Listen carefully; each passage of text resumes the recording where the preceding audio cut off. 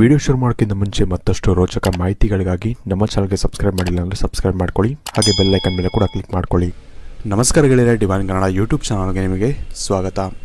ಗೆಳೆಯರೆ, ಇವತ್ತಿನ ಈ ಒಂದು ವಿಡಿಯೋದಲ್ಲಿ ನಾನು ನಿಮಗೆ ವಿಶೇಷವಾಗಿ ನೀವು ಇಷ್ಟಪಟ್ಟಂಥ ಒಂದು ವ್ಯಕ್ತಿಗಳಾಗಲಿ ಅಥವಾ ನಿಮ್ಮ ಒಂದು ಫ್ರೆಂಡ್ಸ್ ಆಗಲಿ ಅಥವಾ ನಿಮ್ಮ ಒಂದು ಫ್ಯಾಮಿಲಿ ಪರ್ಸನ್ ಆಗಲಿ, ನೀವು ಯಾರ ಬಗ್ಗೆ ಯೋಚನೆ ಮಾಡ್ತಿರ್ತೀರ ಅಥವಾ ಅವರು ನಿಮ್ಮ ಬಗ್ಗೆ ಏನನ್ನು ಯೋಚನೆ ಮಾಡ್ತಿದ್ದಾರೆ ಅಥವಾ ಅವರು ನಿಮ್ಮ ಬಗ್ಗೆ ಯಾವ ಒಂದು ಭಾವನೆಗಳನ್ನ ಇಟ್ಕೊಂಡಿದ್ದಾರೆ ಎಲ್ಲವನ್ನು ಕೂಡ ನಾನು ಇವತ್ತಿನ ಈ ಒಂದು ವಿಡಿಯೋ ಮುಖಾಂತರ ನಿಮಗೆ ಸಣ್ಣ ಒಂದು ಗೇಮ್ನ ಮುಖಾಂತರ ನಿಮಗೆ ವಿಶೇಷವಾಗಿ ತಿಳಿಸ್ಕೊಡ್ತಾ ಇದ್ದೀನಿ.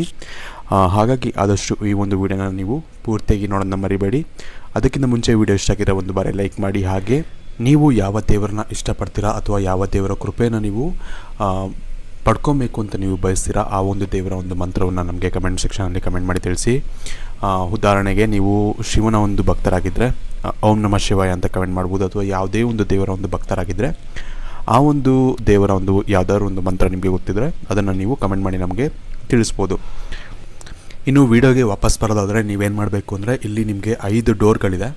ನೀವೇನು ಮಾಡಬೇಕು ಅಂದರೆ, ನೀವು ಯಾವ ಒಂದು ವ್ಯಕ್ತಿಗಳ ಬಗ್ಗೆ ನೀವು ತಿಳ್ಕೊಬೇಕು ಅಂತ ಬಯಸ್ತಿರೋ ಅಥವಾ ಅವರ ಮನಸ್ಸಲ್ಲಿ ನಿಮ್ಮ ಬಗ್ಗೆ ಯಾವ ರೀತಿಯಾದ ಒಂದು ಭಾವನೆಗಳಿದೆ ಅಂತ ನೀವು ತಿಳ್ಕೊಬೇಕು ಅಂತ ಬಯಸಿರ್ತೀರಲ್ಲ, ಅವ್ರನ್ನ ನೆನೆಸ್ಕೊಂಡು ಇದರಲ್ಲಿ ಒಂದು ಡೋರನ್ನು ನೀವು ಪಿಕ್ ಮಾಡಬೇಕಾಗತ್ತೆ. ಅಂದರೆ ನೀವು ಇಲ್ಲಿ 5 ಡೋರ್ ಇದೆ, ಒಂದು ಡೋರನ್ನು ನೀವು ಪಿಕ್ ಮಾಡಬೇಕಾಗತ್ತೆ. ಯಾವ ರೀತಿ ಅಂದರೆ, ಒಂದು ಸತಿ ಕಣ್ಮುಚ್ಕೊಂಡು ನೀವು ಯಾವ ಒಂದು ವ್ಯಕ್ತಿಗಳ ಬಗ್ಗೆ ತಿಳ್ಕೊಬೇಕು ಅಂತ ಅಂದ್ಕೊಂಡಿದ್ದೀರಲ್ಲ, ಅವ್ರ ಬಗ್ಗೆ ಒಂದು ಸತಿ ನೆನೆಸ್ಕೊಂಡಾದ್ಮೇಲೆ ನಿಮಗೆ ಅವ್ರಿಗೆ ಇಷ್ಟವಾದಂಥ ಒಂದು ನಂಬರ್ ಗೊತ್ತಿದ್ದರೆ ಅದನ್ನು ಬೇಕಾದ್ರೆ ನೀವು ಸೆಲೆಕ್ಟ್ ಮಾಡ್ಬೋದು. ಅಥವಾ ನೀವು ಅವ್ರನ್ನ ನೆನೆಸ್ಕೊಂಡ ತಕ್ಷಣ ನಿಮಗೆ ಯಾವ ಒಂದು ನಂಬರ್ ನಿಮಗೆ ಹೆಚ್ಚಾಗಿ ಅಟ್ರ್ಯಾಕ್ಟ್ ಮಾಡ್ತಿರ್ತಲ್ಲ, ಆ ಒಂದು ನಂಬರನ್ನು ನೀವು ಇದರಲ್ಲಿ ಸೆಲೆಕ್ಟ್ ಮಾಡಬೇಕಾಗತ್ತೆ. ಈ ಒಂದು ನಂಬರ್ ಮೂಲಕ ನಾನು ನಿಮಗೆ ಅವರು ನಿಮ್ಮ ಬಗ್ಗೆ ಯಾವ ರೀತಿಯಾದಂಥ ಒಂದು ಭಾವನೆಗಳನ್ನ ಇಟ್ಕೊಂಡಿದ್ದಾರೆ ಅಥವಾ ಏನೋ ನಿಮ್ಮ ಬಗ್ಗೆ ಅವರು ಯೋಚನೆಯನ್ನು ಮಾಡ್ತಿದ್ದಾರೆ ಅಂತ ನಾನು ನಿಮಗೆ ಈ ಒಂದು ವಿಡಿಯೋದಲ್ಲಿ ನಾನು ನಿಮಗೆ ತಿಳಿಸ್ತೀನಿ. ಇದರಲ್ಲಿ ನೀವು ಒಂದಕ್ಕಿಂತ ಹೆಚ್ಚಿನ ಒಂದು ವ್ಯಕ್ತಿಗಳ ಬಗ್ಗೆ ಬೇಕಾದ್ರೆ ನೀವು ತಿಳ್ಕೊಬೋದು. ಅಂದರೆ ನಿಮಗೆ ಸಪೋಸ್ ಇವಾಗ 5 ಜನ ಫ್ರೆಂಡ್ಸ್ ಇದ್ದಾರೆ ಅಥವಾ 5 ಜನ ನೀವು ಇಷ್ಟಪಡೋರಿದ್ದಾರೆ ಅಥವಾ ಯಾರ್ದಾದ್ರೂ ಬಗ್ಗೆ ಆದರೂ ಪರವಾಗಿಲ್ಲ, 5 ಜನ ಇದ್ದಾರೆ ಅಂತ ಆದರೂ ಪರವಾಗಿಲ್ಲ, ಅವರ ಬಗ್ಗೆ ನೀವು ಒಂದೊಂದು ನಂಬರನ್ನು ಇಟ್ಕೊಬೋದು ಅಥವಾ ಒಬ್ಬರಿಗೆ ಅಥವಾ ಇಬ್ಬರಿಗೆ ಒಂದು ನಂಬರನ್ನು ಇಟ್ಕೊಬೋದು. ಈ ರೀತಿ ಮಾಡೋದ್ರಿಂದ ನಿಮಗೆ ಇನ್ನಷ್ಟು ಹೆಚ್ಚಿನ ವ್ಯಕ್ತಿಗಳ ಬಗ್ಗೆ ನೀವು ತಿಳ್ಕೊಬೇಕಾದ್ರೂ ಕೂಡ ನೀವು ಅದನ್ನು ನೀವು ಮಾಡ್ಬೋದು. ಇದರಿಂದ ಸಪೋಸ್ ಇವಾಗ 5 ಜನ ನನಗೆ ಫ್ರೆಂಡ್ಸ್ ಇದ್ದಾರೆ ಅಂದರೆ 5 ಜನ ಕೂಡ ಸಪ್ರೇಟಾಗಿ ಒಂದು ನಂಬರಲ್ಲಿ ಇಟ್ಬಿಟ್ಟು, ಅಂದರೆ 1ಕ್ಕೆ ಇವನು, 2ಕ್ಕೆ ಇವನು ಅಥವಾ 3ಕ್ಕೆ ಇವನು ಅಂತ ನಾನು ಯೋಚನೆ ಮಾಡಿಕೊಂಡು ಅದರ ಪ್ರಕಾರ ಅವರು ನಮ್ಮ ಬಗ್ಗೆ ಏನು ಯೋಚನೆ ಮಾಡ್ತಿದ್ದಾರೆ ಅಂತ ನಾನು ಬೇಕಾದ್ರೆ ನೀವು ತಿಳ್ಕೊಬೋದು ಇದರಿಂದ. ಇನ್ನು ನೀವು ನಂಬರ್ನ ಒಂದು ಸೆಲೆಕ್ಟ್ ಮಾಡಿದ್ದೀರಾ ಅಂತ ಅಂದ್ಕೊಂಡಿರ್ತೀನಿ. ಸೊ ಇದರಲ್ಲಿ ಮೊದಲನೇದಾಗಿ ನೀವು ನಂಬರ್ 1 ಆಯ್ಕೆ ಮಾಡಿದರೆ, ಇವರು ವಿಶೇಷವಾಗಿ ನಿಮ್ಮ ಬಗ್ಗೆ ಎಲ್ಲ ವಿಷಯಗಳನ್ನ ತಿಳ್ಕೊಂಡಿರ್ತಾರೆ. ಅಂದರೆ ನಿಮ್ಮ ಯಾವುದೇ ಒಂದು ವಿಚಾರಗಳಾಗಲಿ ಎಲ್ಲವನ್ನು ಕೂಡ ತಿಳ್ಕೊಂಡಿರ್ತಾರೆ. ಆದರೆ ಏನಪ್ಪ ಪ್ರಾಬ್ಲಮ್ ಅಂದರೆ, ನಿಮ್ಮ ಬಗ್ಗೆ ಸ್ವಲ್ಪ ಕನ್ಫ್ಯೂಷನಲ್ಲಿರ್ತಾರೆ. ಇವ್ರನ್ನ ನಂಬಬೇಕೋ ನಂಬಾರ್ದು ಅಥವಾ ಇಂಥ ಒಂದು ಕನ್ಫ್ಯೂಷನಲ್ಲಿ ಸ್ವಲ್ಪ ಇರ್ತಾರೆ. ಅಂದರೆ ಶಾರ್ಟ್ ಟರ್ಮ್ ರಿಲೇಷನ್ಶಿಪ್ ಅಥವಾ ರಿಲೇಷನ್ಶಿಪ್ ಆದರೆ ನಾನು ಮಾತಾಡ್ತಿರೋದು, ಫ್ರೆಂಡ್ಶಿಪ್ ಆದರೆ ಬೇರೆ ಬರುತ್ತೆ. ರಿಲೇಷನ್ಶಿಪ್ಪಲ್ಲಿ ಇವಾಗಷ್ಟೇ ನೀವು ಹೊಸದಾಗಿ ರಿಲೇಷನ್ಶಿಪ್ಪಿಗೆ ಬಂದಿದ್ದೀರಾ ಅಂದರೆ, ಅಥವಾ ಇವಾಗಷ್ಟೇ ನೀವು ಏನೋ ಒಂದು ಫೀಲಿಂಗ್ಸ್ನ ನೀವು ಬೆಳೆಸ್ಕೊಂಡಿದ್ದೀರಾ ಅಂದರೆ, ಈ ಒಂದು ವಿಚಾರದಲ್ಲಿ ನಿಮಗೆ ಸ್ವಲ್ಪ ನಿಮ್ಮ ಮೇಲೆ ಅವ್ರಿಗೆ ಒಂದು ಕನ್ಫ್ಯೂಷನ್ ಅನ್ನೋದು ಇದೆ. ಅದನ್ನು ನೀವು ಕ್ಲಿಯರ್ ಮಾಡಬೇಕಾಗತ್ತೆ. ಅಂದರೆ ನೀವೇ ಅವ್ರ ಜೊತೆ ಮಾತಾಡಿ ಅವರ ಕಂಫರ್ಟ್ ಲೆವೆಲ್ಗೆ ಬಂದು ನೀವು ಕ್ಲಿಯರ್ ಮಾಡಿದ್ರೆ ಆ ಒಂದು ಕನ್ಫ್ಯೂಷನ್ ಅನ್ನೋದು ದೂರ ಆಗ್ಬೋದು. ಆದರೆ ಪ್ರಾಬ್ಲಮ್ ಏನಪ್ಪ ಅಂದರೆ, ಕನ್ಫ್ಯೂಷನ್ ಬರೀ ಅವರ ಒಂದು ತಲೆಯಲ್ಲಿ ಇರೋದಿಲ್ಲ, ನಿಮಗೂ ಕೂಡ ಒಂದು ಕನ್ಫ್ಯೂಷನ್ ಇರುತ್ತೆ. ಅಂದರೆ ಎಲ್ಲ ವಿಚಾರದಲ್ಲೂ ಕೂಡ ಅಷ್ಟೇ, ನಿಮಗೂ ಕೂಡ ಒಂದು ಕನ್ಫ್ಯೂಷನ್ ಅನ್ನೋದು ಇರುತ್ತೆ. ನೀವು ಪ್ರೀತಿ ಮಾಡಬೇಕೋ ಇಲ್ವೋ ಅಥವಾ ಅವ್ರ ಜೊತೆ ಫ್ರೆಂಡ್ಶಿಪ್ ಕಂಟಿನ್ಯೂ ಮಾಡಬೇಕೋ ಇಲ್ವೋ, ಇಂಥ ಸಾಕಷ್ಟು ಒಂದು ಕನ್ಫ್ಯೂಷನ್ ಅನ್ನೋದು ನಿಮ್ಮ ಮನಸ್ಸಲ್ಲೂ ಕೂಡ ಇರುತ್ತೆ. ಈ ಒಂದು ಕಾರಣದಿಂದಾಗಿ ನೀವು ಕನ್ಫ್ಯೂಷನಿಂದ ಆಚೆ ಬರಬೇಕು, ಇಲ್ಲ ಅವ್ರ ಕನ್ಫ್ಯೂಷನಲ್ಲಿ ಆಚೆ ಬರಬೇಕು. ಆಗ ಮಾತ್ರ ಇದು ಕಂಟಿನ್ಯೂ ಆಗುತ್ತೆ. ಇಲ್ಲಾಂದರೆ ಈ ಒಂದು ರಿಲೇಷನ್ಶಿಪ್ ಅನ್ನೋದು ಅಥವಾ ಈ ಒಂದು ಬಾಂಡಿಂಗ್ ಅನ್ನೋದು ನಿಮಗೆ ಜಾಸ್ತಿ ದಿನ ಉಳಿಯೋದಿಲ್ಲ ಅಂತಲೇ ಹೇಳ್ಬೋದು. ಇದರ ಅರ್ಥ ಏನಪ್ಪ ಅಂದರೆ, ಎಲ್ಲೋ ಒಂದು ಕಡೆ ನಿಮ್ಮ ಪ್ರಾಬ್ಲಮ್ ಅನ್ನೋದು ಹೆಚ್ಚಾಗಿ ಕಾಣಿಸ್ತಿದೆ ಅಂತಲೇ ಹೇಳ್ಬೋದು. ನೀವು ಕೆಲವೊಂದು ಸತಿ ಓಪನ್ ಅಪ್ ಆಗಬೇಕಾಗತ್ತೆ. ಅಂದರೆ ಏನೇ ವಿಷಯ ಇದ್ರೂ ಅವ್ರ ಹತ್ರ ಶೇರ್ ಮಾಡ್ಕೊಳ್ಳೋದಾಗಲಿ ಅಥವಾ ನಿಮ್ಮ ಒಂದು ರೆಸ್ಪಾನ್ಸಿಬಿಲಿಟೀಸ್ ಅಥವಾ ನಿಮ್ಮ ಒಂದು ಕರ್ತವ್ಯಗಳೇನಿರುತ್ತೆ ಅದನ್ನು ನೀವು ಅರ್ಥ ಮಾಡ್ಕೊಳ್ಳೋದಾಗಲಿ, ಇಂಥ ಸಾಕಷ್ಟು ವಿಷಯಗಳಲ್ಲಿ ನೀವು ಸ್ವಲ್ಪ ಇಂಟ್ರೆಸ್ಟ್ ಕಮ್ಮಿ ತೋರಿಸ್ತೀರಾ. ಅದರಿಂದ ಕೂಡ ಅವರು ಒಂದು ಕನ್ಫ್ಯೂಷನಲ್ಲಿ ಇರ್ತಾರೆ. ಈ ಒಂದು ಕನ್ಫ್ಯೂಷನ್ನ ನೀವು ಕ್ಲಿಯರ್ ಮಾಡಿ ನಿಮ್ಮ ಜೀವನದಲ್ಲಿ ರೆಸ್ಪಾನ್ಸಿಬಿಲಿಟೀಸ್ನ ತಗೊಳ್ಳಿ, ಕರ್ತವ್ಯಗಳನ್ನ ನಿರ್ವಹಿಸ್ಕೊಳ್ಳಿ.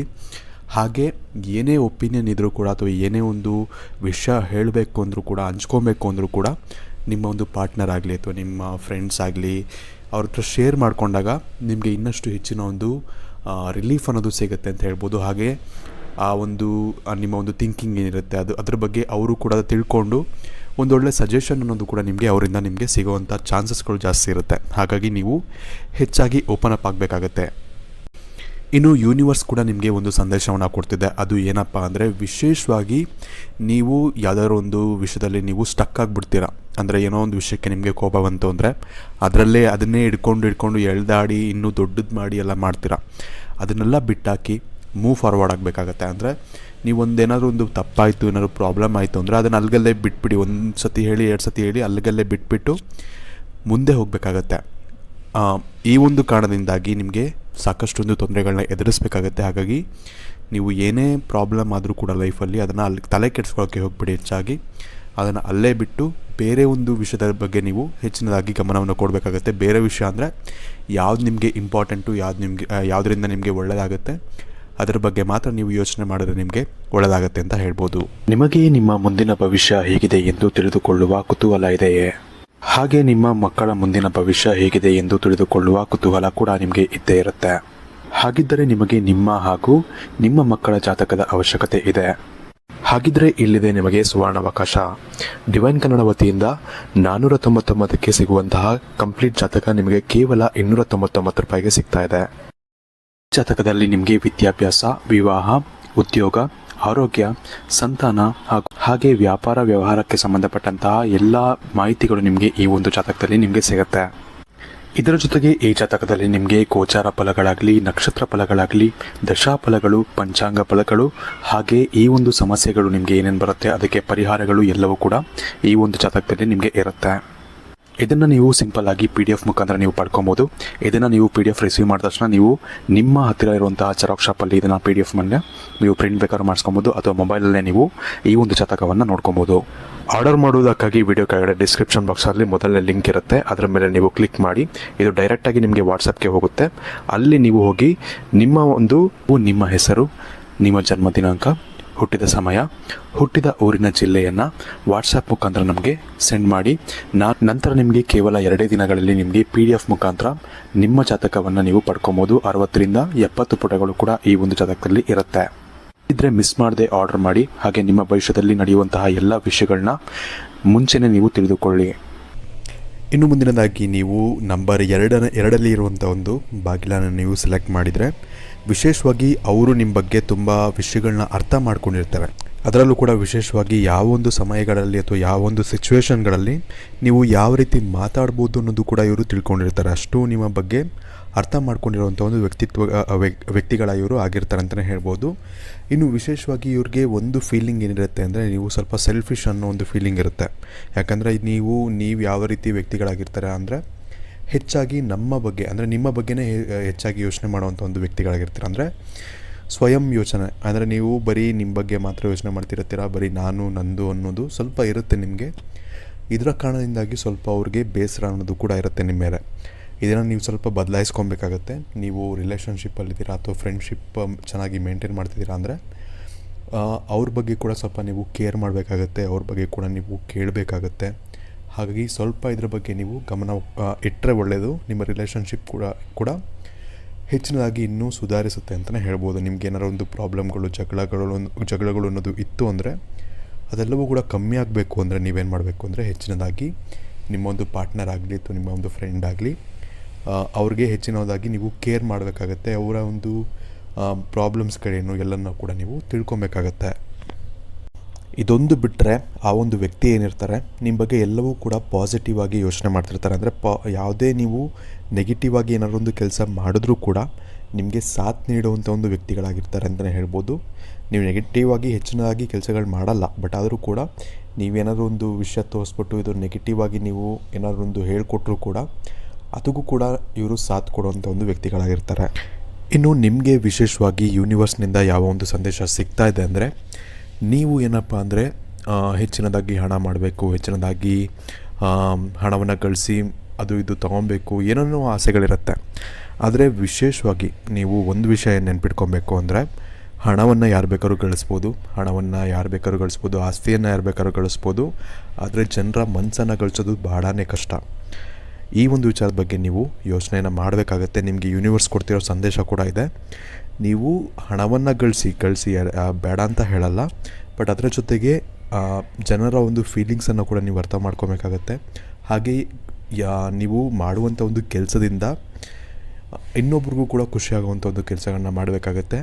ಇದರಿಂದ ಏನಾಗುತ್ತೆ ಅಂದರೆ ನೀವು ಸತ್ತ ಮೇಲೂ ಕೂಡ, ಅಂದರೆ ನೀವು ಜೀವ ತ್ಯಾಗ ಮಾಡಿದ್ಮೇಲೂ ಕೂಡ, ದೇಹ ತ್ಯಾಗ ಮಾಡಿದ್ಮೇಲೂ ಕೂಡ ನಿಮ್ಮನ್ನು ನೆನೆಸ್ಕೊಬೇಕು ಜನ. ಇಂಥವನೊಬ್ಬ ಇದ್ದ ಅಂತ ನೆನೆಸ್ಕೊಬೇಕು. ಅಂಥ ಒಂದು ಕೆಲಸಗಳನ್ನ ಮಾಡಿದ್ರೆ ನಿಮಗೆ ಸಾಕಷ್ಟು ಒಂದು ಒಳ್ಳೆಯದಾಗುತ್ತೆ ಅಂತಲೇ ಹೇಳ್ಬೋದು. ಈ ಒಂದು ಸಂದೇಶ ಅನ್ನೋದು ನಿಮಗೆ ಯೂನಿವರ್ಸ್ ಕೊಡ್ತಾ ಇದೆ. ಇನ್ನು ಮುಂದಿನದಾಗಿ ನೀವು ನಂಬರ್ 3 ಇರುವಂಥ ಒಂದು ಬಾಗಿಲನ್ನು ಆರಿಸಿದ್ರೆ, ವಿಶೇಷವಾಗಿ ಇವರ ಒಂದು ರಿಲೇಷನ್ಶಿಪ್ಪಲ್ಲಿ ಏನಾಗಿರುತ್ತೆ ಅಂದರೆ ಸ್ವಲ್ಪ ಏರುಪೇರು ಅನ್ನೋದು ಆಗಿರುತ್ತೆ ಅಂತಲೇ ಹೇಳ್ಬೋದು. ಅದು ನಿಮ್ಮ ಕಡೆಯಿಂದ ಆಗಿರುತ್ತೋ ಅಥವಾ ನೀವು ಯಾರ ಬಗ್ಗೆ ನೀವು ನೆನೆಸ್ಕೊಂಡು ಈ ಒಂದು ಡೋರನ್ನು ಸೆಲೆಕ್ಟ್ ಮಾಡಿದಿರೋ ಅವರಿಂದ ಆಗಿದೆಯೋ ಗೊತ್ತಿಲ್ಲ. ಒಟ್ಟಿನಲ್ಲಿ ಇಬ್ಬರಲ್ಲಿ ಯಾರೋ ಒಬ್ಬರಿಂದ ತಪ್ಪಾಗಿದೆ. ಹಾಗೆ ಅದರಿಂದ ನಿಮ್ಮ ರಿಲೇಷನ್ಶಿಪ್ ಅನ್ನೋದು ಸ್ವಲ್ಪ ಬ್ರೇಕ್ ಆಗಿದೆ ಅಂತಲೇ ಹೇಳ್ಬೋದು. ಆಲ್ಮೋಸ್ಟ್ ಅದು ಬ್ರೇಕ್ ಆಗಿರ್ಬೋದು ಅಥವಾ ಬ್ರೇಕಪ್ ಆಗಿರ್ಬೋದು, ಅಥವಾ ಆ ಒಂದು ಪಾಯಿಂಟಲ್ಲಿ ಇರ್ಬೋದು, ಬ್ರೇಕಪ್ ಆಗುವಂಥ ಒಂದು ಪಾಯಿಂಟಲ್ಲಿ ಇರ್ಬೋದು. ಈ ರೀತಿಯಾದಂಥ ಒಂದು ಸಂದೇಶ ವಿಶೇಷವಾಗಿ ಈ ಒಂದು ನಂಬರ್ ಕೊಡ್ತಾ ಇದೆ. ನಿಮಗೆ ಗೊತ್ತಿರ್ಬೋದು ಏನಾಗಿರ್ಬೋದು ಅಂತ. ಇದರಲ್ಲಿ ಲವರ್ಸ್ ರಿಲೇಷನ್ಶಿಪ್ ಅಂತಲೇ ಹೇಳೋಕ್ಕಾಗಲ್ಲ. ನಿಮ್ಮ ಫ್ರೆಂಡ್ಸ್ ಬಗ್ಗೆ ಯೋಚನೆ ಮಾಡ್ತಿದ್ರು, ಅದರಲ್ಲೂ ಕೂಡ ಅಷ್ಟೇ. ನಿಮ್ಮ ಫ್ರೆಂಡ್ಸ್ ಮಧ್ಯೆ ಸಣ್ಣ ಪುಟ್ಟ ಮಾತುಕತೆ ನಡೆದು ಏನಾದ್ರು ಒಂದು ಪ್ರಾಬ್ಲಮ್ ಆಗಿ ಅದರಲ್ಲೂ ಕೂಡ ಇಂಥ ಘಟನೆಗಳು ನಡೆದಿರ್ಬೋದು. ಅಂದರೆ ಫ್ರೆಂಡ್ಶಿಪ್ ಬ್ರೇಕ್ ಆಗೋದು, ಅಥವಾ ಅವ್ರ ಹತ್ರ ಮಾತಾಡದೇ ಇರೋದು, ಅಥವಾ ಅವರು ನಿಮ್ಮ ಹತ್ರ ಮಾತಾಡದೇ ಇರೋದು, ಇಂಥ ಒಂದು ಘಟನೆಗಳು ನಡೆದಿರ್ಬೋದು ಅಂತ ಇಲ್ಲಿ ತೋರಿಸ್ತಾ ಇದೆ. ಇದರಲ್ಲಿ ನಾನು ನಿಮಗೆ ಏನು ರೆಕಮೆಂಡ್ ಮಾಡ್ತೀನಿ ಅಂದರೆ, ತಪ್ಪು ನಿಮ್ಮಿಂದ ಆಗಿತ್ತು ಅಂದರೆ, ಅವರಿಂದ ಅಲ್ಲ, ತಪ್ಪೇನಾದ್ರು ನಿಮ್ಮಿಂದ ಆಗಿತ್ತು ಅಂದರೆ ಹೋಗಿ ಸಾರಿ ಕೇಳಿ.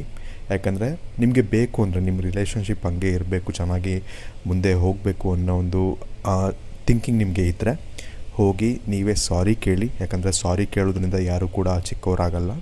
ತಪ್ಪಾಯಿತು ಅಂತ ಕೇಳ್ಕೊಳ್ಳಿ. ನಿಮ್ಮಿಂದ ತಪ್ಪಾಗಿದ್ದರೆ ತಪ್ಪಾಯಿತು ಅಂತ ಕೇಳಿಕೊಂಡು ರಿಲೇಷನ್ಶಿಪ್ಪನ್ನು ಕಂಟಿನ್ಯೂ ಮಾಡೋಕ್ಕೆ ಪ್ರಯತ್ನವನ್ನು ಪಡಿ. ಯಾಕಂದರೆ ನಾವು ಎಷ್ಟು ದಿನ ಇರ್ತೀವಿ ಅಂತ ಗೊತ್ತಿಲ್ಲ ಈ ಒಂದು ಜಗತ್ತಲ್ಲಿ. ಹಾಗಾಗಿ ಆದಷ್ಟು ನೀವು ಪ್ರೀತಿಯನ್ನು ಹಂಚಬೇಕು ಅನ್ನೋ ಒಂದು ಕಾರಣದಿಂದಾಗಿ ಈ ಒಂದು ವಿಷಯನ ಹೇಳ್ತಿದ್ದೀನಿ. ಕೈಲಾದರೆ ಅದನ್ನು ಸರಿ ಮಾಡ್ಕೊಳ್ಳೋಕ್ಕೆ ನೋಡಿ. ನಿಮಗೂ ಇಷ್ಟ ಇಲ್ಲ ಅಂದರೆ ಅದು ನಿಮಗೆ ಬಿಟ್ಟಿದ್ದು ಅಂತಲೇ ಹೇಳ್ಬೋದು. ವಿಶೇಷವಾಗಿ ಈ ಒಂದು ಬಾಗಿಲನ್ನ ಸೆಲೆಕ್ಟ್ ಮಾಡಿರೋರಿಗೆ ಈ ಒಂದು ಸಂದೇಶ ಅನ್ನೋದು ನಿಮಗೆ ತೋರಿಸ್ತಾ ಇದೆ. ಇನ್ನು ಯೂನಿವರ್ಸ್ ಕಡೆಯಿಂದ ನಿಮಗೆ ಏನು ಸಂದೇಶ ನಿಮಗೆ ಸಿಗ್ತಾ ಇದೆ ಅಂತ ನಾನು ಹೇಳ್ತೀನಿ, ಕೇಳಿಸ್ಕೊಳ್ಳಿ. ವಿಶೇಷವಾಗಿ ನಿಮಗೆ ಯೂನಿವರ್ಸ್ ಏನು ಸಂದೇಶ ಕೊಡ್ತಿದೆ ಅಂದರೆ, ನಾನು 2 ನಂಬರ್ಗೆ ಏನು ಹೇಳ್ತಿದೆ ಅದೇ ಸಂದೇಶವನ್ನು ನಿಮಗೂ ಕೂಡ ಕೊಡ್ತಾ ಇದೆ. ವಿಶೇಷವಾಗಿ ದೇವರು ನಿಮಗೆ ಯಾವುದೋ ಒಂದು ವಿಷಯದಲ್ಲಿ ಟ್ಯಾಲೆಂಟನ್ನು ಕೊಟ್ಟಿದ್ದಾನೆ. ಅಂದರೆ ಅದು ಹಾಡಾಡೋದ್ರಲ್ಲಾಗಿರ್ಬೋದು, ಅಥವಾ ಬರವಣಿಗೆಯಲ್ಲಾಗಿರ್ಬೋದು, ಅಥವಾ ಯಾವುದೋ ಒಂದು ವಿಷಯದಲ್ಲಿ, ನೀವು ಓದಿನ ಬಗ್ಗೆ ಆದರೂ ಪರವಾಗಿಲ್ಲ, ಯಾವುದೋ ಒಂದು ವಿಷಯದಲ್ಲಿ ನಿಮಗೆ ತುಂಬ ಒಂದು ಒಳ್ಳೆಯ ಒಂದು ಟ್ಯಾಲೆಂಟನ್ನು ಕೊಟ್ಟಿದ್ದಾನೆ. ಅದನ್ನು ನೀವು ಬಳಸ್ಕೊಂಡು, ಅಂದರೆ ಒಳ್ಳೆಯ ರೀತಿಯಲ್ಲಿ ಬಳಸ್ಕೊಂಡು ನೀವು ಭಾಳಷ್ಟು ಫೇಮಸ್ ಆಗ್ಬೋದು.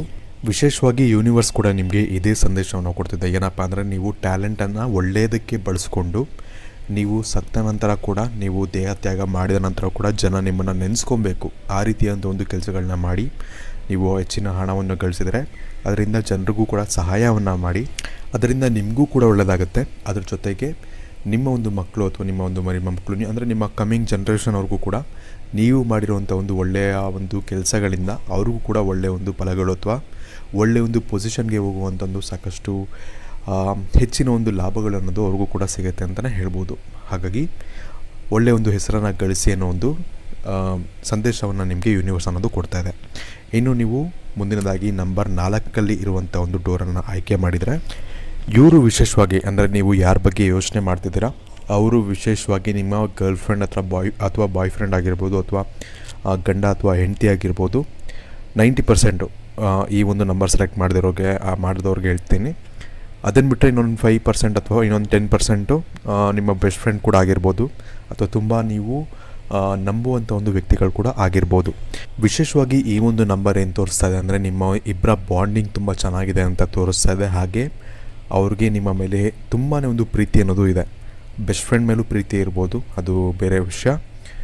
ಹಾಗಾಗಿ ತುಂಬ ಒಂದು ಒಳ್ಳೆಯ ಒಂದು ಬಾಂಡಿಂಗ್ ಇದೆ, ತುಂಬ ಪ್ರೀತಿ ಇದೆ.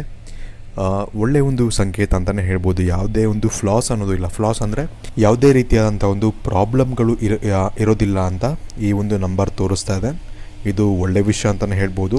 ಹಾಗೆ ಇನ್ನೊಂದು ವಿಷಯ ಏನಪ್ಪ ಅಂದರೆ ಅವರು ನಿಮ್ಮ ಜೊತೆ ಹೆಚ್ಚಿನದಾಗಿ ಟೈಮ್ ಸ್ಪೆಂಡ್ ಮಾಡಬೇಕು, ಯಾವಾಗಲೂ ಇವ್ರ ಜೊತೆನೇ ಇರಬೇಕು ಅನ್ನೋ ಒಂದು ಯೋಚನೆಯನ್ನು ಕೂಡ ಮಾಡ್ತಾ ಇದ್ದಾರೆ ಅಂತಲೇ ಹೇಳ್ಬೋದು. ಇದು ಕೂಡ ನಿಮಗೆ ಒಳ್ಳೆಯ ವಿಷಯ ಅಂತ ಹೇಳ್ಬೋದು.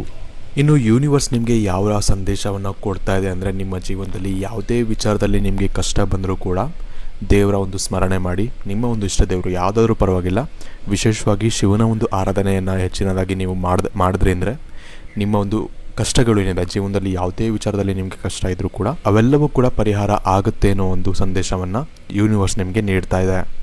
ಇನ್ನು ಮುಂದಿನದಾಗಿ ನೀವು ನಂಬರ್ 5 ಸೆಲೆಕ್ಟ್ ಮಾಡಿದರೆ, ಇವರು ನಿಮ್ಮ ಬಗ್ಗೆ ಅಂದರೆ ವಿಶೇಷವಾಗಿ ನೀವು ಯಾರ ಬಗ್ಗೆ ಯೋಚನೆ ಮಾಡ್ತಿರ್ತಾರಲ್ಲ ಅವರು ನಿಮ್ಮ ಬಗ್ಗೆ ವಿಶೇಷವಾಗಿ ಒಳ್ಳೆಯ ಒಂದು ಥಿಂಕಿಂಗನ್ನೇ ಮಾಡ್ತಿರ್ತಾರೆ. ಯಾವುದೇ ಒಂದು ಅಡೆತಡೆ ಅನ್ನೋದು ಇರೋದಿಲ್ಲ. ವಿಶೇಷವಾಗಿ ಒಂದು ವಿಷಯ ನಿಮ್ಮಲ್ಲೇನು ಪ್ರಾಬ್ಲಮ್ ಇರುತ್ತೆ ಅಂದರೆ, ನೀವು ಅವ್ರ ಬಗ್ಗೆ ಹೆಚ್ಚಿನದಾಗಿ ಕೇರ್ ಮಾಡ್ತೀರಾ, ಎಲ್ಲವೂ ಕೂಡ ಚೆನ್ನಾಗೇ ಮಾಡ್ತೀರಾ, ಅಂದರೆ ಎಲ್ಲ ವಿಷಯದಲ್ಲೂ ಕೂಡ ನೀವು ಒಳ್ಳೆ ರೀತಿಯಲ್ಲಿ ಕೇರ್ ಮಾಡ್ತೀರಾ. ಬಟ್ ಆದರೆ ಒಂದೇನು ಪ್ರಾಬ್ಲಮ್ ಇರುತ್ತೆ ನಿಮ್ಮಲ್ಲಿ ಅಂದರೆ, ಯಾವುದೇ ಒಂದು ವಿಚಾರವನ್ನು ಅನಲೈಸ್ ಮಾಡಬೇಕಂದ್ರೆ, ಅಂದರೆ ಏನೋ ಒಂದು ಪ್ರಾಬ್ಲಮ್ ಬರುತ್ತೆ ಅದನ್ನು ಅನಲೈಸ್ ಮಾಡಬೇಕಂದ್ರೆ ಕರೆಕ್ಟಾಗಿ ಅದನ್ನು ತಿಳ್ಕೊಳ್ಳೋದಿಲ್ಲ. ಏನು ಪ್ರಾಬ್ಲಮ್ ಇದೆ, ಇಲ್ಲಿ ಏನು ನಡೀತಾ ಇದೆ ಅನ್ನೋ ಒಂದು ವಿಚಾರವನ್ನು ನೀವು ಕರೆಕ್ಟಾಗಿ ತಿಳ್ಕೊಳ್ಳೋದಿಲ್ಲ. ಅದರಿಂದ ಅವ್ರಿಗೆ ಸ್ವಲ್ಪ ನಿಮ್ಮಿಂದ ಪ್ರಾಬ್ಲಮ್ ಇದೆ ಅಂತಲೇ ಹೇಳ್ಬೋದು. ಈ ಒಂದು ವಿಚಾರವನ್ನು ನೀವು ಸರಿ ಮಾಡ್ಕೊಬೇಕಾಗತ್ತೆ. ಅಂದರೆ ಏನಂದರೆ ನೀವು ಯಾವುದಾದ್ರೂ ಒಂದು ಪ್ರಾಬ್ಲಮ್ ಬಂತು ಅಂದರೆ, ನಿಮ್ಮ ಜೀವನದಲ್ಲಿ ಎಲ್ಲ ಲೈಫಲ್ಲೂ ಪ್ರಾಬ್ಲಮ್ ಅನ್ನೋದು ಬರುತ್ತೆ, ನಿಮ್ಮ ಲೈಫಲ್ಲೂ ಪ್ರಾಬ್ಲಮ್ ಅನ್ನೋದು ಬಂದಿರುತ್ತೆ. ಆ ಪ್ರಾಬ್ಲಮ್ ಅಂತ ಬಂದಾಗ ಅದನ್ನು ನೀವು ಕರೆಕ್ಟಾಗಿ ಆ ಪ್ರಾಬ್ಲಮ್ ಎಲ್ಲಿಂದ ಬಂತು, ಯಾಕೆ ಬಂತು ಅನ್ನೋದು ಅನಲೈಸ್ ಮಾಡಬೇಕಾಗತ್ತೆ. ಇಲ್ಲಾಂದರೆ ನೀವು ಆ ಒಂದು ಪ್ರಾಬ್ಲಮ್ಮಿಂದ ಆಚೆ ಬರೋದಕ್ಕೆ ತುಂಬ ಕಷ್ಟ ಆಗುತ್ತೆ. ಅದರ ಬಗ್ಗೆ ನಿಮಗೆ ನಿಮ್ಮಲ್ಲಿರುವಂಥ ಈ ಒಂದು ಗುಣದ ಬಗ್ಗೆ ಅವರಿಗೆ ಸ್ವಲ್ಪ ಒಂದು ಬೇಜಾರು ಅನ್ನೋದು ಇದೆ. ಅದನ್ನು ನೀವು ಸರಿ ಮಾಡಿಕೊಂಡ್ರೆ ಒಳ್ಳೆಯದು ಅಂತಲೇ ಹೇಳ್ಬೋದು. ಇನ್ನೊಂದು ಪ್ರಾಬ್ಲಮ್ ಏನಿರುತ್ತೆ ನಿಮ್ಮಲ್ಲಿ ಅಂದರೆ, ನಿಮಗೆ ಸ್ವಲ್ಪ ಸ್ವಾರ್ಥ ಅನ್ನೋದು ಹೆಚ್ಚಾಗಿರುತ್ತೆ. ಅಂದರೆ ಸೆಲ್ಫಿಶ್ನೆಸ್ ನಿಮಗೆ ಹೆಚ್ಚಾಗಿರುತ್ತೆ. ಅಂದರೆ ನೀವು ಹೆಚ್ಚಿನದಾಗಿ ನಿಮ್ಮ ಬಗ್ಗೆ ಮಾತ್ರ ಯೋಚನೆ ಮಾಡ್ತೀರಾ. ಒಂದು ವಿಷಯ ನೆನ್ಪಿಟ್ಕೊಬೇಕು ಅಂದರೆ, ನೀವು ಹೆಚ್ಚಿನದಾಗಿ ನೀವೊಂದು ಪಾರ್ಟ್ನರ್ ಅಥವಾ ನಿಮಗೆ ಯಾರಾದರೂ ಒಬ್ಬರು ನಿಮಗೆ ಲೈಫ್ ಪಾರ್ಟ್ನರ್ ಅಂತ ಇದ್ದಾರೆ ಅಂದಾಗ ನೀವು ಅವ್ರ ಬಗ್ಗೆ ಕೂಡ ಯೋಚನೆ ಮಾಡಬೇಕಾಗತ್ತೆ. ಅವರ ಒಂದು ಫೀಲಿಂಗ್ಸನ್ನು ಕೂಡ ನೀವು ಅರ್ಥ ಮಾಡ್ಕೊಬೇಕಾಗತ್ತೆ. ಆಗ ಮಾತ್ರ ನಿಮ್ಮ ರಿಲೇಷನ್ಶಿಪ್ ಅನ್ನೋದೇನಿರುತ್ತೆ ಹೆಚ್ಚಿನ ಒಂದು ಸಮಯ ಚೆನ್ನಾಗಿರುತ್ತೆ ಅಂತ ಹೇಳ್ಬೋದು.